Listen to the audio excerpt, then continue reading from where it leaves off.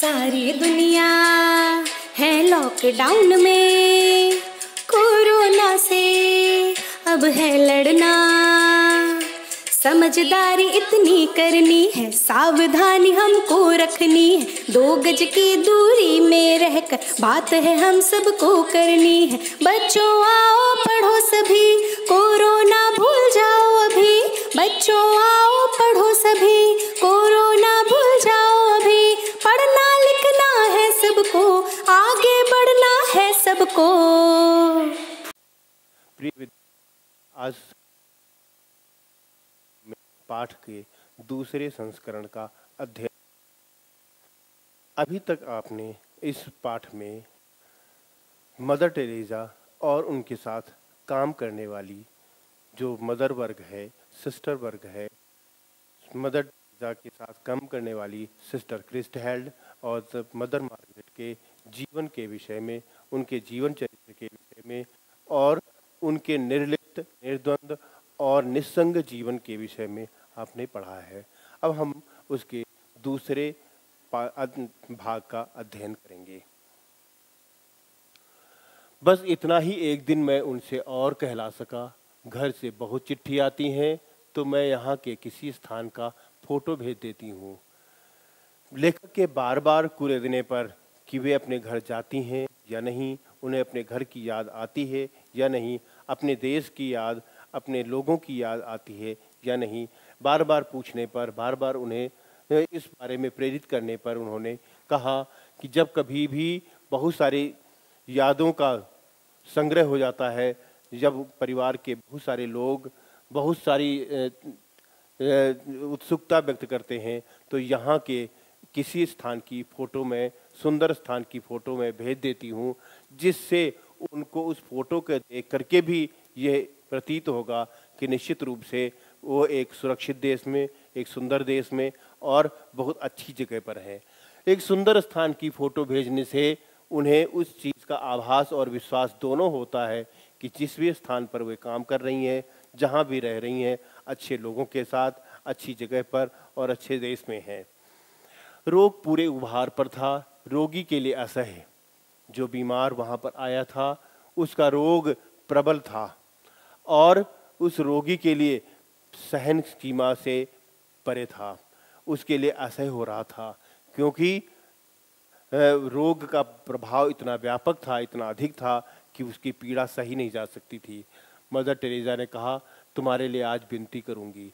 Mother Teresa जिनका जीवन केवल रोगियों की पीड़ा हरने के लिए ही था, जिनका जीवन केवल रोगियों की सेवा और शुश्रूषा के लिए ही था, जिनका जीवन केवल दूसरों के जीवन में प्रसन्नता और आह्लाद और सुख का संचार करने के लिए ही था। उन्होंने कहा कि आज मैं तुम्हारे लिए, रोगी के लिए, मैं आज विनती करूंगी अपने ईश्वर से, अपने परमात्मा से आज प्रार्थना करूंगी। उन्होंने कहा कि उनकी प्रार्थना में वो शक्ति है जिससे तुम्हें अवश्य ही सुख प्राप्त होगा। उनका चेहरा उस समय भक्त की श्रद्धा से उद्भासित हो रहा था। उनके चेहरे में भक्त का जो प्रभाव था, भक्त का की जो श्रद्धा थी, वो प्रत्यक्ष दिखाई दे रही थी, उद्भासित हो रही थी, प्रकाशमान हो रही थी। उनके मन में उस रोगी की पीड़ा को हरने का प्रबल भाव था, आत्मीयता थी, उनके अंदर ममत्व था, जिससे उस रोगी की उस दुख को दूर किया जा सके। रोगी ने कहा, कल भी करना मदर। रोगी ने प्रार्थना की कि मेरे लिए आज तो प्रार्थना करेंगी ही करेंगी, ये मेरी इतनी प्रार्थना और करें कि अपने ईश्वर से मेरे लिए आगे भी प्रार्थना करिए। मदर के स्वर में मिश्री मिठास के लिए है। मदर के स्वर में मिश्री के समान अद्भुत मिठास थी, पर वह मिश्री कूजे की थी, एक सांचे में बनी हुई थी।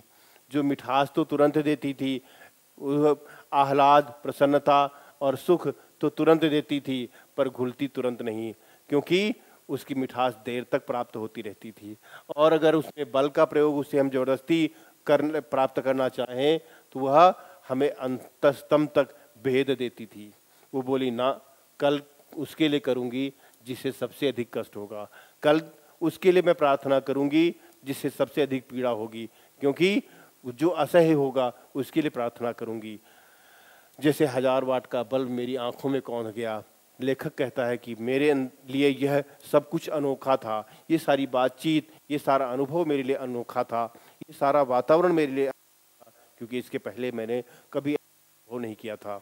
जैसे 1000 वाट का बल्ब मेरी आंखों के सामने कौंध गया, जैसे सब कुछ मेरे लिए सब कुछ अनोखा था, मेरे अंदर वो प्रकाश फैल रहा था जो आज तक मैंने अनुभव नहीं किया था। मैंने बहुतों को रूप से पाते देखा है, रूप के द्वारा भी बहुत कुछ पाया जा सकता है।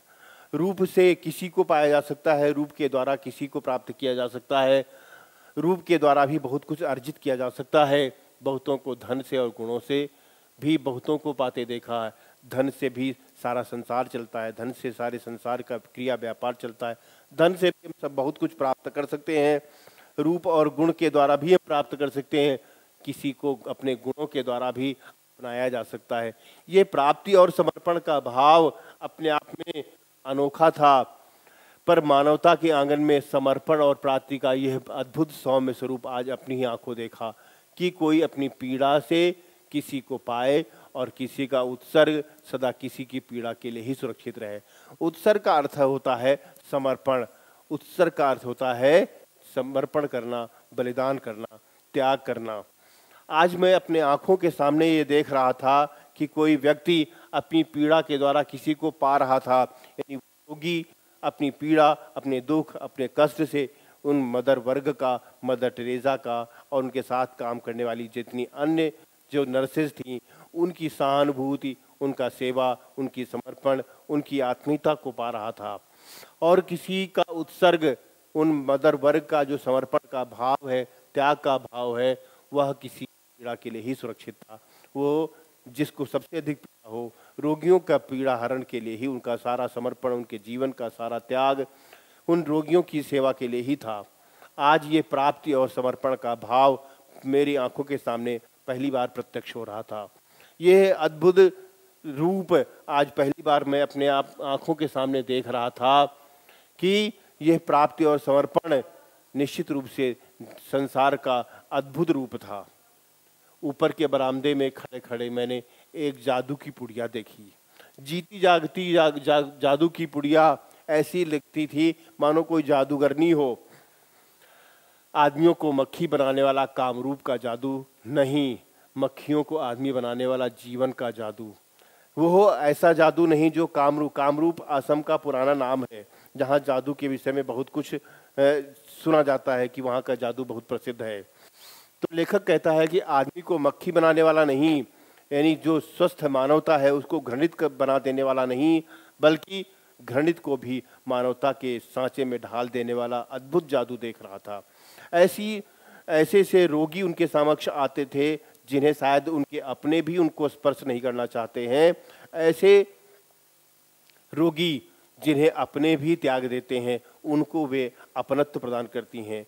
उन्हें वो अपना सर्वस्व उनके सामने समर्पित करते हुए उनका सेवा और समर्पण के भाव से उन्हें फिर से आदमी, स्वस्थ आदमी, मानुष्य बनाती हैं। होम की सबसे बुढ़िया मदर मार्गरेट, कद इतना नाटा कि उन्हें गुड़िया कहा जा सके। उनका शरीर इतना छोटा, लंबाई उनकी इतनी कम कि जैसे उन्हें गुड़िया कहा जा सके। उनका कद, काठी इतनी छोटी थी कि गुड़िया के रूप में उन्हें कहा जा सके। पर उसकी चाल में चुस्ती, कदम में फुर्ती, लेकिन उनके व्यवहार में, उनके चाल में चुस्ती फुर्ती थी और व्यवहार में मस्ती थी। अलमस्त उनका व्यवहार था। हंसी उनकी यूं कि मोतियों की बोरी खुल पड़ी हो और काम यूं की मशीन भी मात माने। इस प्रकार से वे काम करती थी जैसे मशीन काम करती थी। भारत में 40 वर्षों से सेवा में रसलीन जैसे उन्हें कुछ और जीवन में अब जानना तो नहीं। भारत में 40 वर्ष हो गए उन्हें कार्य करते हुए और ऐसा लग रहा था मानो अब उनके जीवन में इसके अतिरिक्त और कुछ भी नहीं जानना है। यही केवल उनके जीवन का उद्देश्य, यही निमित्त, यही साधन और जीवन का सब कुछ यही। ऑपरेशन के लिए एक रोगी आया। ऐश आराम में पला जीवन। जब हमारा जीवन बहुत सुख सुविधा में पला होता है तो हमारी जीवन की भावनाएं, हमारे शब्द और हमारे व्यवहार का तरीका भी उसी तरह का हो जाता है। जिस प्रकार का जीवन हम जीते आए हैं, उसी प्रकार का वाणी व्यवहार भी हमारा हो जाता है। अत्यंत सुख सुविधा में पला हुआ जीवन जीवन के दुखों को सहन नहीं कर पाता है। कहने की बेचारे को आदत, वो केवल आदेश देने वाला, दूसरों को आदेशित करने वाला था, क्योंकि उसके जीवन में सब कुछ केवल आदेश ही आदेश था। सहने का उसे क्या पता, उसने कभी अपने जीवन में कुछ सहन किया ही नहीं था। लेकिन जीवन की जो वास्तविकता है उसमें कभी भी पात्र की क्षमता या उसके ऐश्वर्य वैभव को देख करके कष्ट या दुख नहीं आया करते हैं, पर क्या कष्ट पात्र की क्षमता को देख करके आता है? कभी नहीं। वो कितना भी धनी है, कितना ऐश्वर्यवान है, कितना प्रतिभावान है, कितना सब कुछ है, वो धनी है कि निर्धन है, ये देख करके कष्ट नहीं आता है। विधाता की जो क्रियाशैली है वो अपने आप में अद्वितीय है। प्रकृति जब जब अपने हिसाब से चलती है तो उसमें वो किसी की पात्र की क्षमता या उसकी स्थिति और परिस्थिति से प्रभावित नहीं हुआ करती है। मदर मर जाऊंगा, उसने बेहवल होकर कहा। वातावरण चीत्कार की बेहवलता से भर गया। सब देखते हैं कि जो रोगी के साथ आने वाले लोग हैं वो और अधिक चिंतातुर होते हैं, वो और अधिक बेहवल हो जाते हैं। उसने बेहवल होकर के कहा कि मैं मर जाऊंगा, पर बूढ़ी मदर के हंसी के दीपक ने झपकी तक न खाई। लेकिन उसकी इस बेहवलता का, इस दुख का, इस कातरता का, इस पीड़ा का मदर के व्यवहार पर किसी प्रकार का कोई प्रभाव नहीं पड़ा। बोली कुछ नहीं, कुछ नहीं। आज है एवरीथिंग, आज बहुत कुछ है, सब कुछ है, बहुत अधिक पीड़ा है। कल समथिंग, कुछ कुछ रहेगी, और फिर नथिंग, उसके बाद कुछ नहीं। जैसे जैसे हम अनुभव करते जाएंगे वैसे वैसे हमारे जीवन में के दुख और सुख आते और जाते रहेंगे। वे इतने जोर से खिलखिलाकर हंसी कि आसपास कोई होता तो झेंप जाता। एक रोगी उन्होंने देखा, चिंता के गर्त से उठ उभरती रोगिणी। एक रोगी वहाँ पर उन्होंने देखा कि जो अपने दुख से उभरती हुई रोगिणी थी। उन्होंने जोर से चुटकियाँ बजाकर कहा, जीवती जीवती, क्योंकि वे हिंदी के शब्द बहुत अच्छी तरह से उच्चारण नहीं कर पाती थीं, इसलिए उनका यह शब्द था जी उठी, जी उठी। ये अनुभव कितना चमत्कारी है। आज लेखक अपने सामने प्रत्यक्ष रूप से देख रहा था कि जैसे ही सब कुछ चमत्कारी है, सब कुछ आश्चर्यजनक कर देने वाला है, कि जो जितना अधिक ही यहाँ पर बूढ़ा है, अधिक उम्र दराज है, अधिक उम्र वाला है, उतना ही उसमें जोश अधिक है, उसमें प्रसन्नता अधिक है, सेवा और समर्पण का भाव अधिक है, कार्य करने की भावना अधिक है, इसलिए वह उतनी अधिक उत्फुल्ल और मुस्कानमयी है। ये किस दीपक की ज्योति है? ये जो ज्योति यहाँ पर लोगों के मन में, उस मदर वर्ग के मन में, उनके जीवन में, उनके व्यक्तित्व में दिखाई दे रही थी, वह ज्योति किस दीपक की? ऐसा कौन अद्भुत दीपक है जो इन सबको प्रकाशमान किए हुए है?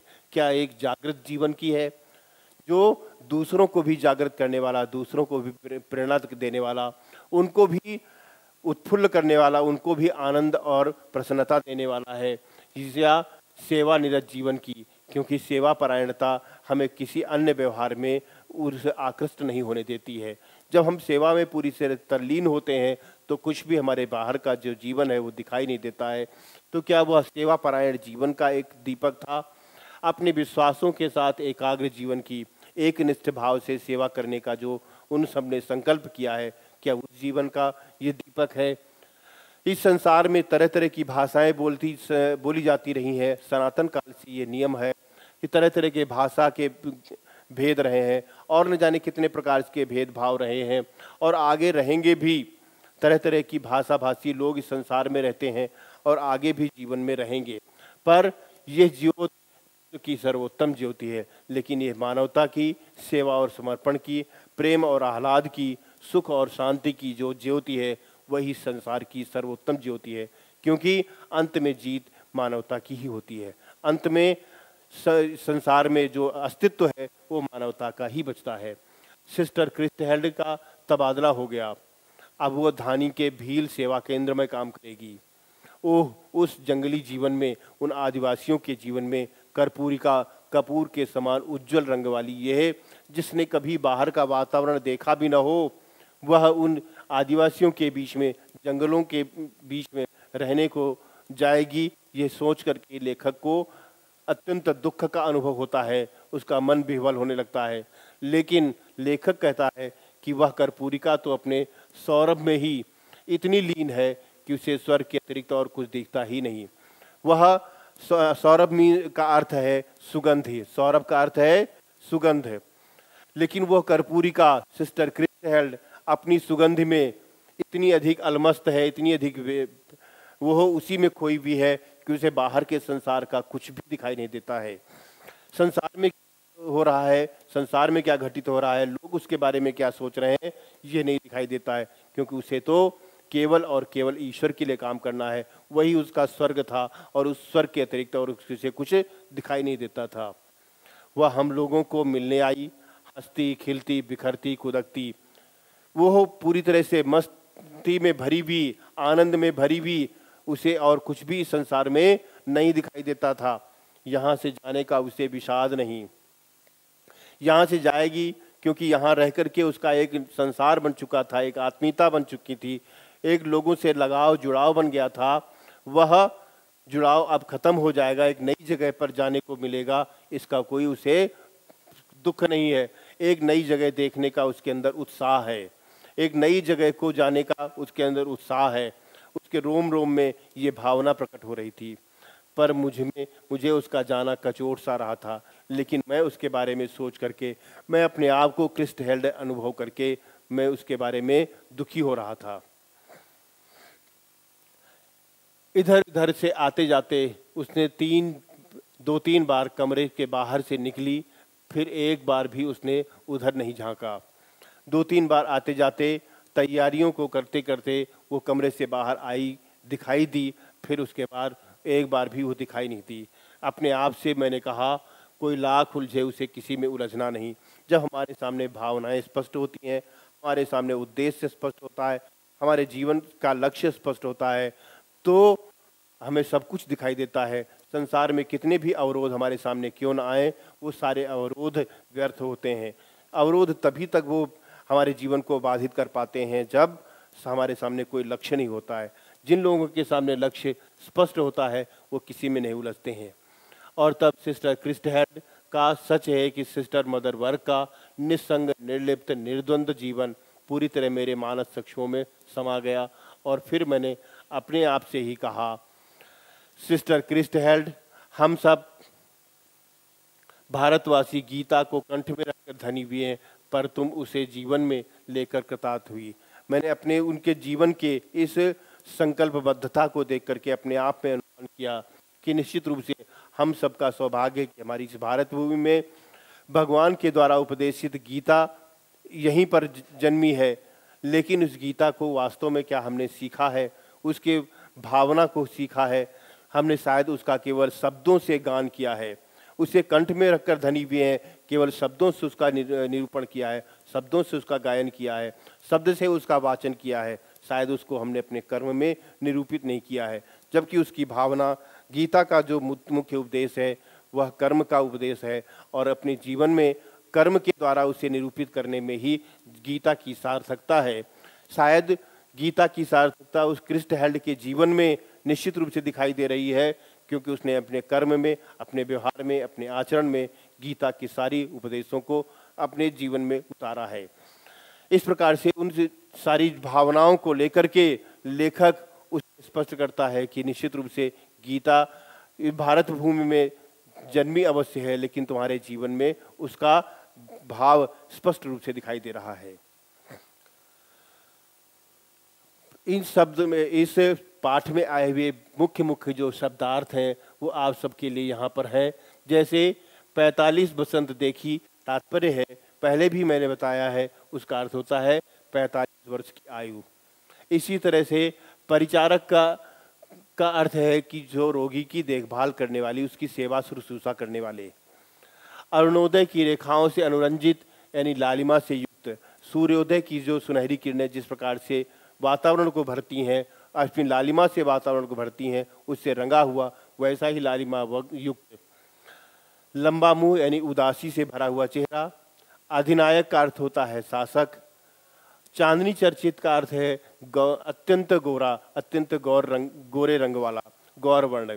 दुहिता का अर्थ है पुत्री। योगक्षेम का अर्थ है जो पाठ के अनुसार यहाँ पर लिया गया है, ऐसा वेतन जिसमें साधारण जीवन निर्वाह हमारा हो जाए। नस्तर चुभोया का मतलब जो यहाँ तात्पर्य दिया गया है वो मर्म की थाह लेना, उसके अंदर की भावनाओं की थाह लेना। कामरूप आसाम का पुराना नाम है। कर्पूरिका का अर्थ है कपूर जैसे गोरे रंग वाला या कपूर रंग वाली। तबादला का अर्थ है स्थानांतरण होना, एक जगह से दूसरे स्थान को जाना। विषाद का अर्थ है दुख और उत्फुल्ल का अर्थ है प्रफुल्लित या उत्साह युक्त। विद्यार्थियों, आप सबके लिए इस पाठ से संबंधित कुछ अभ्यास कार्य भी हैं, उन जो परीक्षा में अत्यंत उपयोगी हैं। इसी प्रकार के परीक्षा उपयोगी प्रश्न उत्तर अभ्यास कार्य का आपको अभ्यास करना है। कुछ यहाँ पर दिए गए हैं। आपको एक गद्यांश दिया जाएगा और उसके आगे 5 प्रश्न दिए होते हैं जिनका उत्तर आपको देना होता है। यहाँ पर आपको आपके द्वारा अधीत जो पाठ है उससे संदर्भित एक पैराग्राफ आपको दिया गया है, एक अवतरण दिया गया है और उसके आगे कुछ प्रश्नोत्तर दिए जाएंगे। मैंने बहुतों को रूप से पाते देखा था, बहुतों को धन से और गुणों से भी बहुतों को पाते देखा था, पर मानवता के आंगन में समर्पण और प्राप्ति का यह अद्भुत सौम्य स्वरूप आज अपनी ही आंखों देखा कि कोई अपनी पीड़ा से किसी को पाए और किसी का उत्सर्ग सदा किसी की पीड़ा के लिए ही सुरक्षित रहे। ये पाठ आप सबने पढ़ लिया है। इस पाठ के आधार पर, इस अवतरण के आधार पर आगे लिखे गए प्रश्नों के उत्तर आपको देने हैं। जैसे प्रश्न नंबर 1 है आपके लिए, गद्यांश के पाठ और लेखक का नाम लिखिए। आप सभी को उत्तर लिखना है कि पाठ का जो नाम है वो है रॉबर्ट नर्सिंग होम में। पूरे पाठ का नाम आपको लिखना है, रॉबर्ट नर्सिंग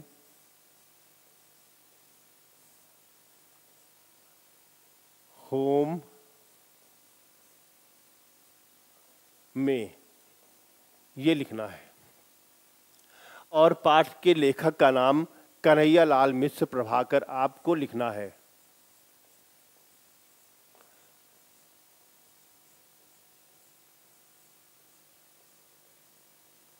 कन्हैया लाल मिश्र प्रभाकर।